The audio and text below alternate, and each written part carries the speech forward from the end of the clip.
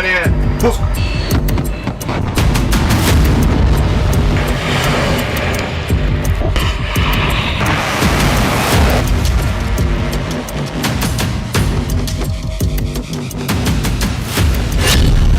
दो 2025 का सबसे बड़ा हमला, इस्कंदर के धरती फाड़ धमाके।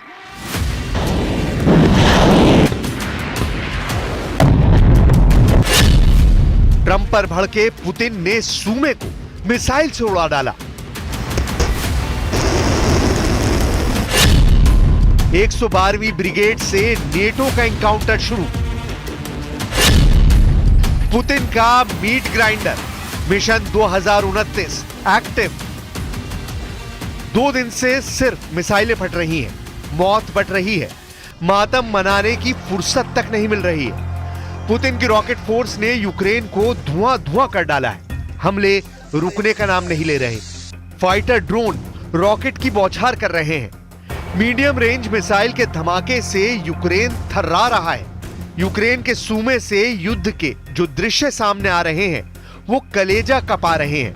यूक्रेन हमले की जुर्रत करता भी है तो रूस दोगुनी ताकत से टूट रहा है। लगातार दूसरे दिन मिसाइल अटैक कर रूस ने 30 लाशें बिछा दी हैं। सूमे में हुए मिसाइल हमलों में 134 से ज्यादा लोग बारूद में झुलस गए हैं। सूमे की तरह ही ओदेसा में रूस ने तबाही मचा रखी है।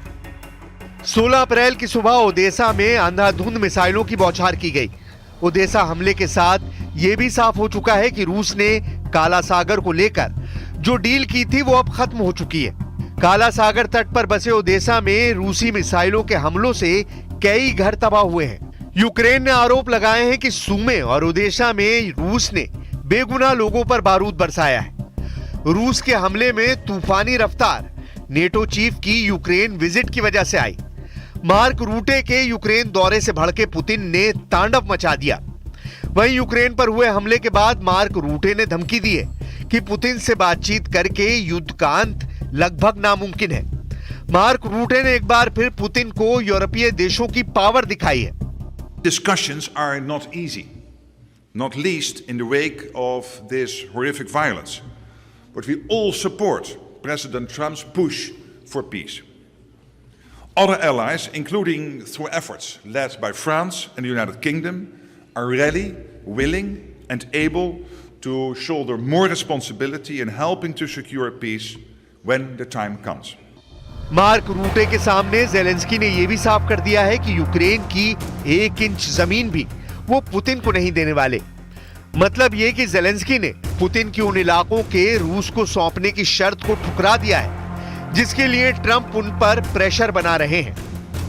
Щодо територій, Україна суверенна держава і всі території належать унітарній державі Україні. І тому знов-таки про території нашої держави можуть говорити тільки народ України. І ви знаєте, що для нас це червоні лінії – визнавати будь-які території. यूक्रेन का बड़ा हिस्सा रूस के कब्जे में है।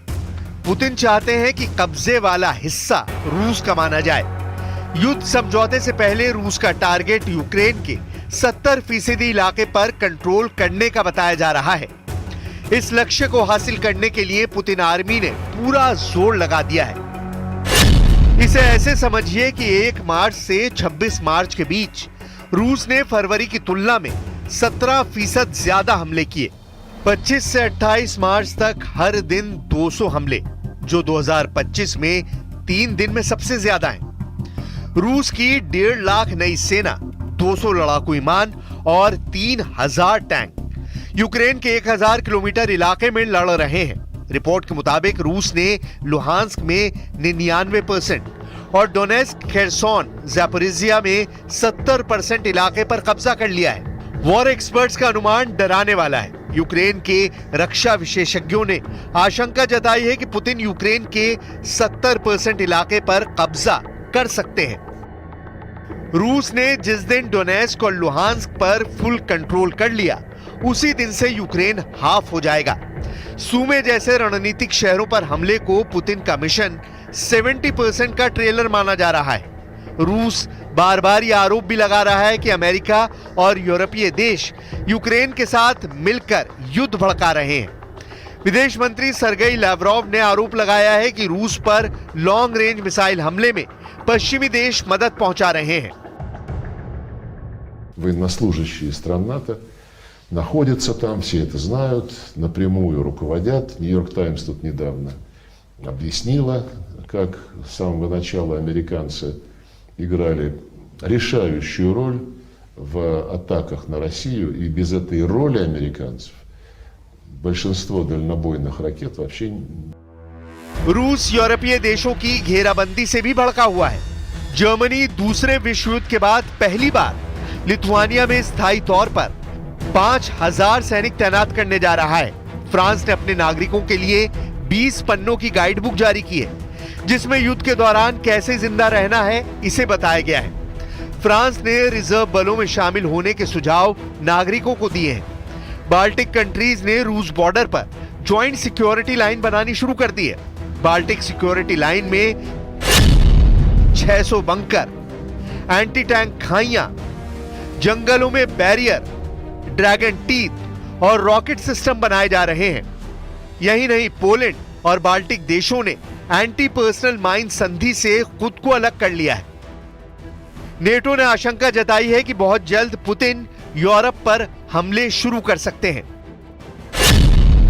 इसके लिए पुतिन सेना में 30 लाख सैनिकों तक इजाफा करने में जुटे हैं। रूस ने सालाना लगभग 1500 नए टैंक बनाने का टारगेट रखा है। रूसी सेना पुराने टैंकों को गोदामों से निकालकर फिर से युद्ध के लिए तैयार कर रही है। रूस के हथियार भंडार भी तेजी से भरे जा रहे हैं, जिससे क्रेमलिन की युद्ध नीति साफ है कि युद्ध सिर्फ यूक्रेन तक सीमित नहीं रहेगा। इसी बीच सामने आई एक जानकारी ने भी यूरोप को दहला दिया है। पिछले 20 महीने में उत्तर कोरिया ने रूस को करीब 40 लाख तोप के गोले सप्लाई किए हैं। न्यूज वायर के मुताबिक उत्तर कोरिया ने तोप के गोलों की डिलीवरी समुद्र और रेल के जरिए की है। उत्तर कोरिया से गोला बारूद से भरे 15,800 से ज्यादा कंटेनर रूस भेजे गए हैं। रॉयटर्स के मुताबिक शिपमेंट वोस्तोचनी और डूने के रूसी बंदरगाहों पर पहुंचाए गए, जहां से तोपखाने के राउंड सहित लगभग 16,000 कंटेनरों को रेल से यूक्रेनी सीमा के पास गोदाम में पहुंचाया गया। पुतिन हथियार जुटा रहे हैं, सेना बढ़ा रहे हैं, साथ ही वॉर फ्रंट पर नतीजे देने वाले कमांडर उतार रहे हैं। रूस ने वॉर फ्रंट पर ऐसे खूंखार कमांडरों को कमान सौंप दी है जिनके क्रूर कारनामे अमेरिका तक में कुख्यात हैं। पुतिन ने सूमे फ्रंट पर कमांडर पोनोमारेव सर्गेइविच को तैनात कर रखा है। सर्गेई की छवि कैसी है, इसे ऐसे समझिए कि यूक्रेनी रक्षा मंत्रालय ने जुलाई 2024 में सर्गेई की तस्वीर जारी की थी। यूक्रेन ने कमांडर सर्गेई को वॉर क्रिमिनल करार देकर वक्त आने पर मुकदमा चलाने का ऐलान किया है। 2024 में सर्गेई की ब्रिगेड पर मिसाइल अटैक कर 50 यूक्रेनी नागरिकों की हत्या का आरोप लगा था। यूक्रेन ने आरोप लगाया था कि सर्गेई सिर्फ नागरिकों पर हमला करके दहशत फैलाना जानते हैं। फिलहाल सर्गेई के जिम्मे रूस की सबसे पावरफुल मिसाइल ब्रिगेड 112 है। इस ब्रिगेड के पास इस्कंदर मिसाइलें हैं जो यूक्रेन में 1000 किलोमीटर दूर तक निशाना लगा रही हैं। सूमे में इस्कंदर का इस्तेमाल किया जा रहा है। यह मिसाइल 500 किलोमीटर की रेंज तक ही निशाना लगा सकती थी। 2024 में इस्कंदर को अपग्रेड किया गया। इस्कंदर के धमाके शुरू होने के बाद ट्रंप के सुर भी बदल गए। कल तक जेलेंस्की से ज्यादा पुतिन को भाव दे रहे ट्रंप भड़क गए हैं। ट्रंप ने सूमे में बैलिस्टिक मिसाइल हमले के बाद कहा है कि पुतिन ने बहुत बड़ी गलती कर दी है। ट्रंप ने सूमे हमले को भयावह बताया है, जिसके बाद जेलेंस्की ने मौका देखते ही ट्रंप से पैट्रियट मिसाइल डिफेंस सिस्टम की डिमांड कर दी है। लेकिन व्हाइट हाउस में मीडिया बातचीत में ट्रंप ने जेलेंस्की की मांग को सिरे से ठुकरा दिया। ट्रंप ने ऑफ कैमरा यह भी कहा कि जेलेंस्की हथियारों की डील के बहाने तलाशते हैं। ट्रंप ने सोशल मीडिया ट्रुथ पर जेलेंस्की और बाइडेन को युद्ध भड़काने के लिए जमकर कोसा है। ट्रंप को अब भी उम्मीद है कि पुतिन उनकी बात मानेंगे, युद्ध रोकेंगे, लेकिन इसके आसार जल्द दिखाई नहीं दे रहे। जिस तरह पुतिन ने नए सिरे से वॉर प्लान बनाया है, उससे खतरा इस कदर बढ़ चुका है कि यूक्रेन के साथ ही यूरोप के कई देशों पर पुतिन के हथियारों की टेस्टिंग हो सकती है। खासकर ब्रिटेन, जर्मनी और फ्रांस ने पुतिन को भड़का रखा है। ये तीनों देश यूक्रेन की सुरक्षा के लिए सेना भेजने का इरादा रखते हैं। पुतिन को यह कतई मंजूर नहीं कि यूक्रेन में किसी और देश की सेना पहुंचे। वैसे भी जेलेंस्की ने पुतिन की समझौते की सारी शर्तें ठुकराकर महायुद्ध को विध्वंसक बना दिया है।